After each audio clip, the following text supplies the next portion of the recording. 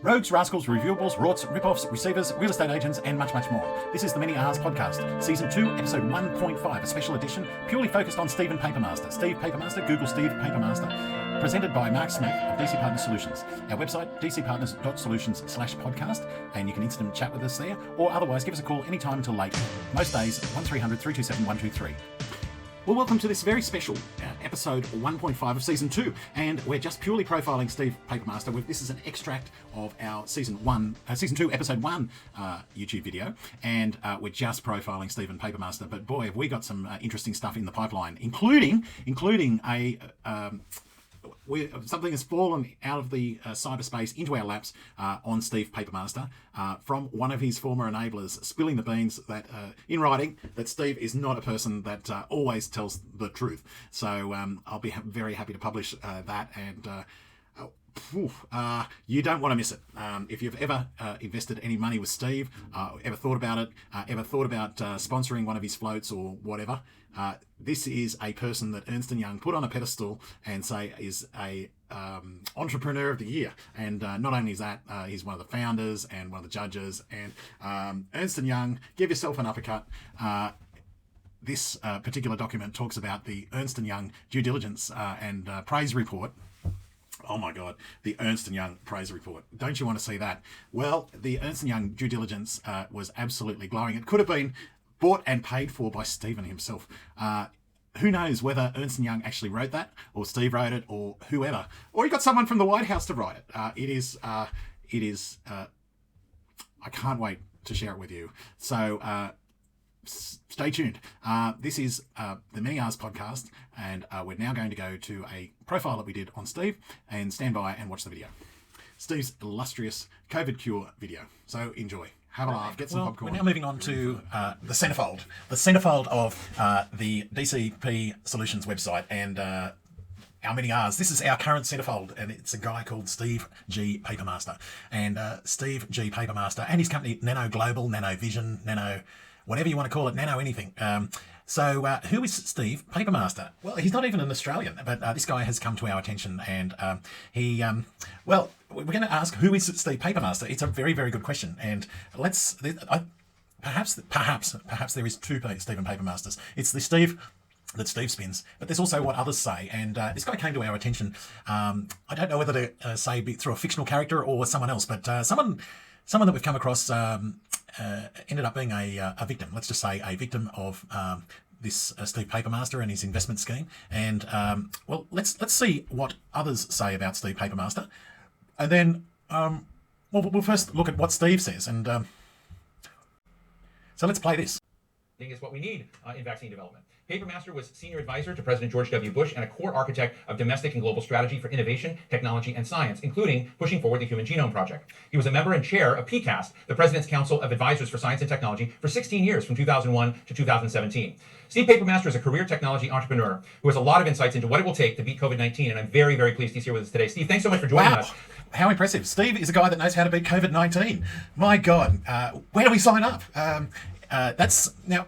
Who do you reckon wrote that spin? Do you think the journalist wrote that, or do you think Steve provided a list of talking points? This is who I am. Read this, will you? And wow. Now, what do other people say about Steve? People that have actually met him and done business with him. What do they think? Well, let's have a look at a few of these. Well, let's have a look at Mozito Inc. And Steve Papermaster. And this is from a court case, a real court case, and filed a few years ago. And this is. This is what the defendant says. Now, I'm sure there's always two sides to the story, but the defendants say Steve's not some genius that worked in the White House and all of this. And by the way, the people that I know that have claimed to be a victim of Steve's, they don't see him as a genius that worked in the White House either. But let's just see what this says. So the defendants, led by Papermaster, promised to provide Mozito, a leading global payments platform, with substantial opportunities to expand in the China market. However, that promise turned out to be part of an intricate fraud that defendants perpetrated in order to swindle Mozito out of millions. To lure Mozito into their trap, the defendants touted, and it goes on and on and on and on. Okay, so that's one disgruntled party, and that's a few years ago. Let's now have a look at a trustee. That's what we call a liquidator here in Australia. Steve Papermaster and other executives squandered assets Now, this is going back a few years ago. 6 of Agilion's former top executives have been sued by a bankruptcy trustee for the legendary spending sprees that bankrupted one of the most well-financed and well-known high-tech startups in Austin. Whoa! So that's a little bit different. The person's charged with... This article talks about how Agilion, Steve's company, burned through $60 million in less than 3 years. Now, you've got to admit, there's talent there. Wow. So, I mean, I just love this article. I think it's incredible, and this is another side to Steve. So that you don't hear of when you're given the talking points. Agilion, they had about $100 in the bank. 15 months before, they had $30 million in the bank. So, and for all of that money that they've spent, they had a few dozen subscribers. I mean, this is legendary, and I mean, I think you've got to go to the White House for this sort of legendary stuff. So, they bought ads in the Super Bowl. They spent $500,000 taking their staff on a little trip, on a pep talk. A team bonding session, dare I say. They took a 10-year lease on a building for $13 million. They opened an office in Australia when they had like 13 customers back in the United States. On a Super Bowl night back a few years ago, they threw one hell of a good party. 168 bottles of wine at a restaurant. I mean, whoa. And we're going to have a look at... I mean, this is a guy... Wow, I just don't know what to say. This is very, very impressive. So let's have a look at some of his enablers. I mean, to get away with doing some of these things, you really need a team. This is, this couldn't possibly be a solo effort. And this guy is, I mean, he's great. So these are some of the names that have helped him. And we're going to have a look at, over this particular season, we're going to have a look at some of the people that have enabled this guy to get away with some of the stuff. And I'm going to show you a video in a moment. And it is so special. It is so special. But he's been helped, if that's the word. He's been helped by bankers and funds managers and all sorts of people. But Ernst & Young, they probably take the absolute cake. So so these are some, if you want to know a little bit more, just Google Stephen Papermaster or Steve Papermaster enablers, and you'll get to see some of these enablers. The CEO of a company called Leone Hill Capital, that's Aaron Cant. He's been helped by the Gordian Group. Now, they've been fantastic. There's a whole bunch of beautiful photos in here. Peter Kaufman, he's the CEO or president or something of the Gordian Group. Oh, no, I don't think he is the president. That's a guy called Fred Zeidman, who's king of the Jewish lobby in the United States, and good mates with George W. Bush, and was on the fundraising committees and blah blah blah blah blah. So Angela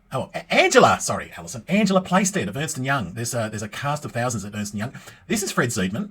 Andrew Jordan. Now, the main, well, I'm not sure if it's the main, but it's certainly one of the key pieces of enablement, if you like. And I mean, that's an interesting word, but Steve has even got onto super yachts in Monaco and places like that as a guest of Ernst & Young. As a guest of Ernst & Young, they trot him out and they say, "Wow, this guy's a legend." I don't think they say anything about how he blew $30 million and run companies into the ground and elaborate frauds or intricate frauds. I don't think there's much about that in the spiel, in the Ernst & Young spiel. But my God. These are some of the people that enable him. Stacia Mitchell, Ernst & Young. Alison Kay. They run this thing called the Ernst & Young. I love Ernst & Young. I mean, I've had things to do with them. I think they're a reputable firm. And for them to be absolutely blind to who this guy is, they actually put him on the Ernst & Young Entrepreneur of the Year judging panel. Wow. And they say, well, this is the guy to follow. Wendy Fox. There's some profiles here of some of the people that have helped him out. Now, we're going to have a look at some more documents and... What can I say? But I think before that, I think we need to have a look at this video. And I mean, I've only got a law degree and an MBA. All right, I must be a complete idiot because I have no idea what the hell this guy's talking about. Let's have a look at this. This is the Steve Papermaster COVID spiel, and where he, if you can work out what the hell he's promising that he's got, and well, let's just have a look now. I've got to show you this email. This is an email that he's written to one of the victims. In April 2020. Now, that's right at the start of COVID. Dear blank. Now, I won't say, I have actually changed this. I've pulled out the to section, I pulled out the date and the time. So I suspect he's probably sent this to all of his victims. But dear blank, I look forward to talking to you soon. I wanted to get you a summary of the core nano products which are scaling up in the market for treatment and prevention of COVID-19. Coronavirus. Treatment. This guy claims he's got a treatment for COVID-19. Now, Pfizer? It's just AstraZeneca? No. This is a company called you've never heard of. Anyway, a treatment for COVID-19. Oh my God. I mean, And this is sent by Steve. Now, if this is bullcrap, just go ahead and sue us, okay? Because this is the sort of crap that he sends out. We are close. Now, Leonie Hill. Here's another email. We are close. Now, this is in January 20. We are closing an important license. Small acquisition. Oh, we are closing. We are closing. And will close. And will close. The preferred equity round with Leonie Hill and other investors. So did Leonie Hill invest a nickel? No, Leonie Hill didn't. Aaron Cant got heaps of other people to invest money, but didn't invest a single cent themselves.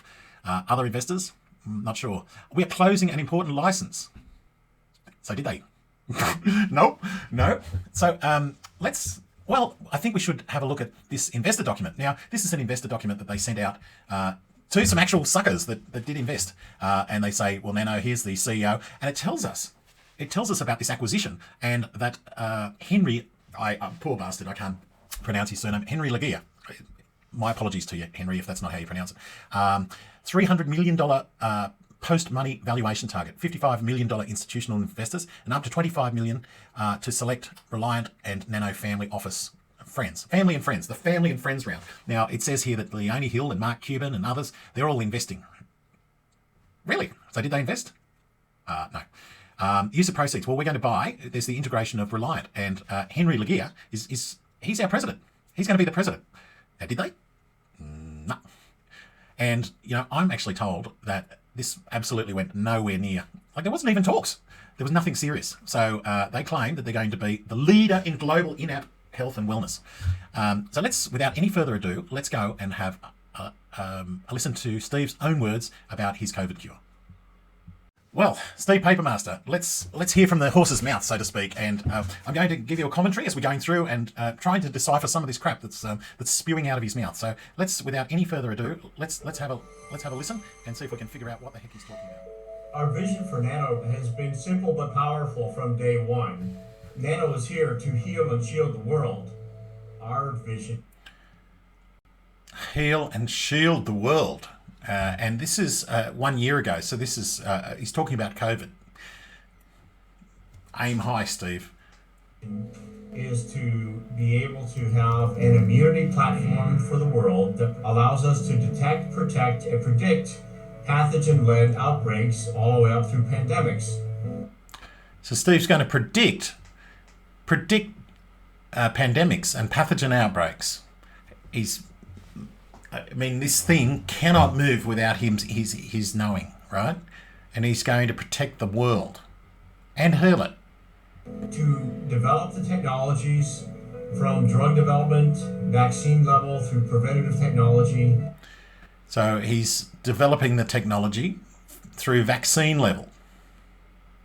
Now, I've never heard of the nano vaccine for COVID-19, but stay tuned. And on through digital and data to be able to develop real-time effective cures and effective cures in real time. In real time, he's got the technology in real time to produce effective cures. Effective treatments. People's lives are at stake literally by the nanosecond, more than ever in the world today. It's a real tragedy, a human tragedy of enormous scale and societal impact with COVID-19. And it won't be the last one. And so... Oh, so he knows about the future ones as well. Okay, so what's coming next after COVID-19? Okay, beautiful. So we want to do our part to accelerate, take the benefits of our innovations and technology from the vaccines onto the surrounding... So we're going to take the benefits of their vaccines and apply it and make squillions, okay? We want to invest in this. Areas of technology and get it to billions of people. Oh, and he's going to spread it out to billions of people. So forget about Pfizer, Novavax, AstraZeneca, Nano. Right. All over the world as fast as we possibly can. In the development of our nano cures, which include... He's got his nano cures. So some sort of microscopic cure that he's got it all figured out. Includes vaccines and therapeutics. We are taking the specific vaccine candidates that were in development prior to the COVID-19 outbreak and refining it for COVID-19. So he's got these cures that were from before COVID-19 and he's going to refine them and apply it to COVID-19. We have clinical trials that are in process now. Clinical trials. Okay, that's why we haven't heard. They're in clinical trials. And seeking fast track regulatory approval, FDA and FDA equivalent. Oh, okay, so it's the government's fault. Okay, righto. Because they're seeking fast tracking. Globally, get that delivered to people and into market as quickly as we can in the late second quarter or early third quarter. And that is very, very fast, especially for this type of Now look at this cure. It's just racing across the globe. vaccine, which is an extremely stable, very low cost vaccine. An extremely stable vaccine, low cost. Now, in a minute, he's going to tell us that you can just stick it in the fridge.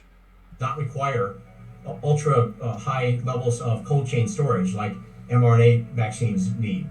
So this is better than all that crap, all that Pfizer stuff. It's much better. You can keep it at what is normal refrigerated temperatures. This fucker's actually keeping a straight face. Like, I think he actually believes all this stuff. In order to deliver that vaccine, which is critical in many parts of the world that do not have the sophisticated levels of it. Oh, okay. So he's talking about the developing world here, where where there isn't cold chain logistics. Well, he's going to spread his cure around, billions of people. Wow, we want to invest in this company. Infrastructure available. The other big areas that we are developing are different delivery mechanisms, so that you can take a vaccine that we've developed and use it as a spray on your skin. Oh, you just spray it on. I wonder if this is like those erectile things. You just sniff it or something, and you're cured from COVID. Or a patch on your skin, or nasal spray, or an oral vaccine. And after that, of course, we've got in development in parallel a universal pan-coronavirus vaccine that is intended to provide immunity for any future forms of coronavirus-based organisms. A pan-corona vaccine that's going to wipe out everything. So anything that comes, all the next variants and all of that, he's already got it solved. From pathogens, as well as potential mutations from COVID-19. Oh, okay. So all the deltas, the omicrons, and all of that, he's got it all figured out. NanoPure is a technology that is specifically engineered to give So this is a soap company?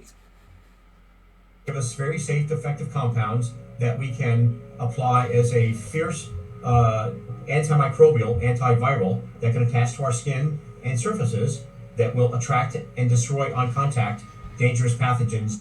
So it's going to attract the virus and then destroy on contact. Like some sort of scary laser. This is Star Wars or something. I sometimes refer to it You can see the bacteria coming. Wow. as sunblock or sunscreen for germs. It means that somewhere between hours and 24 hours on your skin, and on general surfaces that can be weeks, months, or even longer until... Longer than months. So you just got to spray this on some surface and wow, it's just action. So this is the ultimate protection racket. Wow. that effective mechanism And lasts for even longer than months.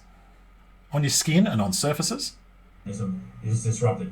We are all exposed all the time if we have any semblance of normal life. The ability to cut the transmission, the contagion, in many cases by 90+%. That In many cases by 90%. 90+%.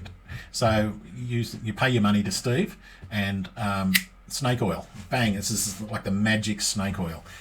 that level of prevention is on par with the profound impact of having widespread vaccine technology.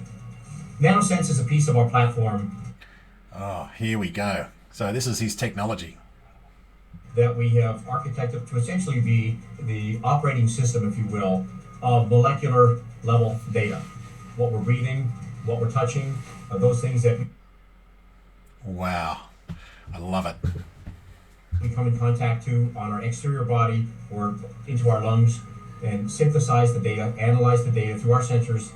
So he's got some magic piece of plastic that you plug it in, you pay your license fee, and it just tells what pathogens are in the air or whatever, and does it send out an alarm? Does it send out an SMS? Who knows? Let's keep watching. Using our NanoSense technology, we can actually see from a standpoint of analyzing, is there the presence of or the likely presence of certain germs, certain pathogens like COVID-19 or others that are or could be dangerous. We're still early on in the development. Oh, so it's not just limited to COVID. It's the other more dangerous things. Wow. And I mean, the mind just boggles. Development, we will be rolling out in product forms rapidly over the next 1 to 2 years. Time is of the essence. In just the next 4 to 8 quarters, we expect to be active really in every region of the world. We'll have. Wow. Every region of the world is going to be active with this guy's technology. A manufacturing capability. We'll have regional delivery just in the course of the next 12 to 24 months. We will have our presence. Oh, okay. So they're going to send their packages out through South Africa and onto Indonesia and Australia. Wow.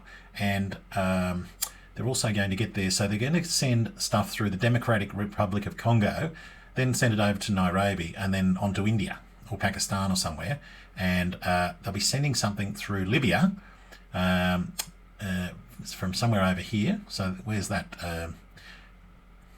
Who knows? Memphis, I'd say. Send it through Libya and then onto China. Okay, well, that sounds pretty good.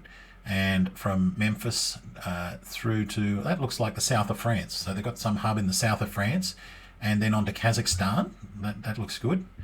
Let's keep going. But they're sending it from Mexico to, where is that? Is that Chile? Felt in most major regions of the world, directly and with partners. You can never have too many fantastic partners when you're trying to. Partners. We're going to have a partnership. So that's perhaps how our guys got involved and lost money with this guy.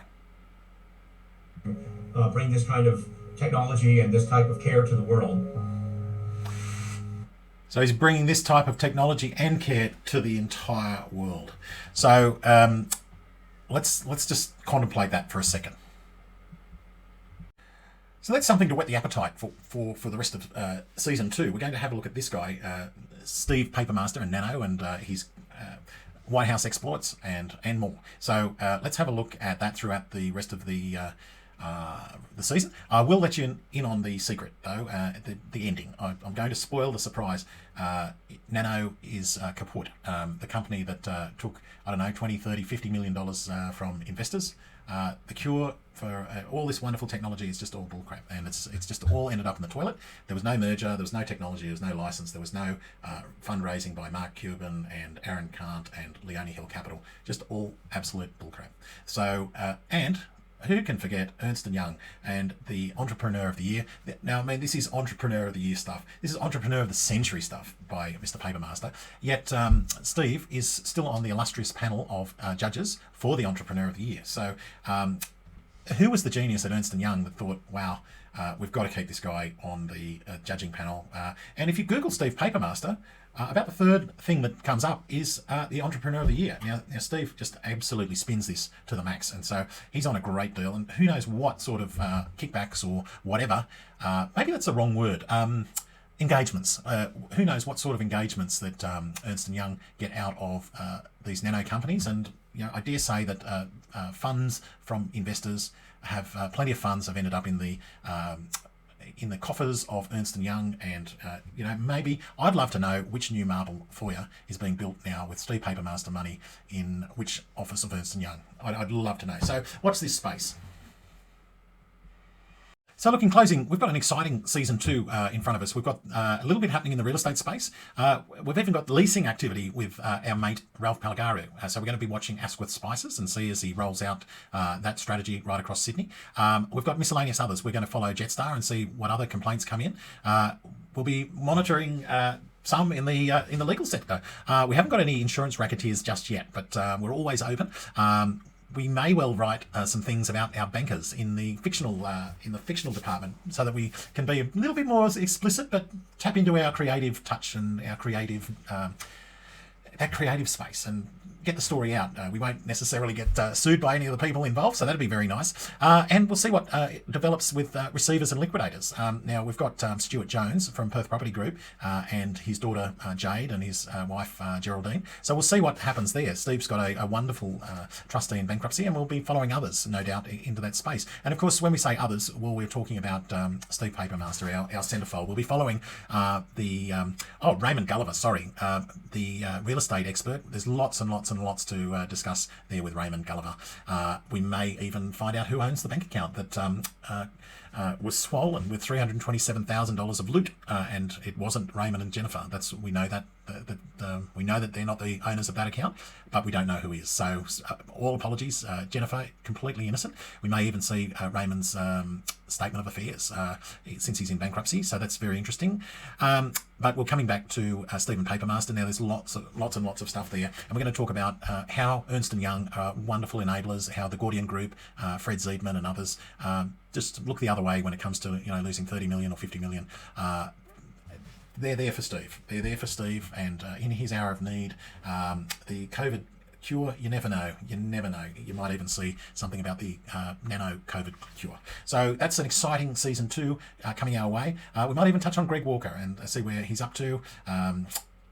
We didn't really get to talk about MacArthur Group, MacArthur Properties, MacArthur Projects, dare I say, and where's 131 MVR up to. So there's so much to go through in the rest of season 2, and we've got many, many surprises, particularly in the fictional storytelling department. We've got some characters that, they may resemble people that you've heard about. There may be facts and bits and pieces of the story that unravel throughout the rest of season 2. So that's something to whet the appetite for. I hope you're well. If you've got any questions, do give us a call, 1300 327 123. My name's Mark Smith, or jump online, dcpartners.solutions/podcast, and instant chat with us any time of the day or night, whether that's American time. Hey, we love tip-offs. So if you know any of these people that are involved and you've got documents or any information that you'd like to share with us, jump on the instant chat tools and you can send us documents, send us bits and pieces. There's a tip-off form about Stephen Papermaster. Just Google Stephen Papermaster enablers. And if you want to tell us about some of his enablers, some of the things that Ernst & Young get up to on his behalf, we'd be only too happy to know more and share that with our viewers. So that's it. Signing off, Mark Smith, dcpartners.solutions/podcast. Instant chat with us or call us until late, most nights, 1300 327 123. Thanks very much. Bye.